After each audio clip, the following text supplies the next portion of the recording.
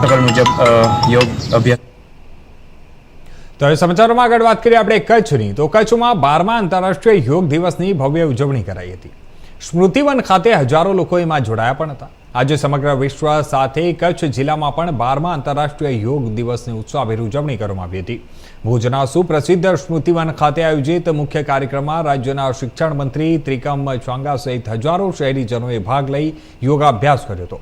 વહેલી સવારથી જ મોટી સંખ્યામાં લોકો સ્મૃતિવન ખાતે ઉમટી પડ્યા હતા। બાળકો, યુવાનો, મહિલાઓ અને વડીલો સહિત તમામ વય જૂથના લોકો યોગ કાર્યક્રમમાં જોડાયા હતા। ઉપસ્થિત લોકોએ સામૂહિક યોગાભ્યાસ કરી સ્વસ્થ અને નિરોગી જીવનશૈલીનો સંદેશ આપ્યો હતો।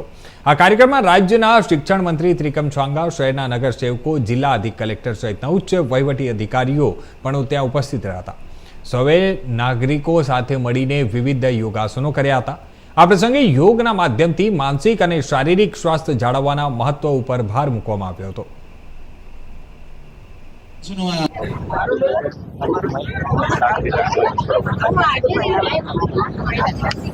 વિશ્વ યોગ દિવસ જિલ્લા કક્ષાની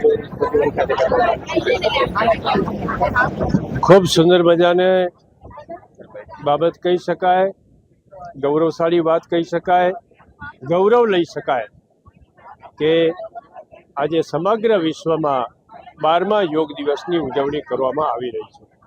અને એ ઉજવણીની સાથે સાથે કચ્છ જિલ્લામાં ભુજ મુકામે ભુજિયાની તળેટીમાં ખૂબ સુંદર મજાના પરિસરમાં પ્રાકૃતિક પર્યાવરણમાં આ સ્મૃતિવન ખાતે 12મો વિશ્વ યોગ દિવસની ઉજવણી જનતા જનાર્દનના ખૂબ ઉત્સાહ સાથે, ખૂબ સક્રિય ભાગીદારી સાથે, વહીવટી તંત્રની સુંદર વ્યવસ્થા સાથે અને દેશના પ્રધાનમંત્રી આદરણીય મોદી સાહેબના સુશાસનના 12 વર્ષની ઉજવણી પણ યોગાનુયોગ સાથે જ્યારે ચાલી રહી છે ત્યારે આજે ભુજ મુકામે આ સુંદર મજાના ખૂબ મોટી સંખ્યામાં ઉપસ્થિત લોકોની હાજરીમાં આ કાર્યક્રમ સંપન્ન કરવામાં આવ્યો।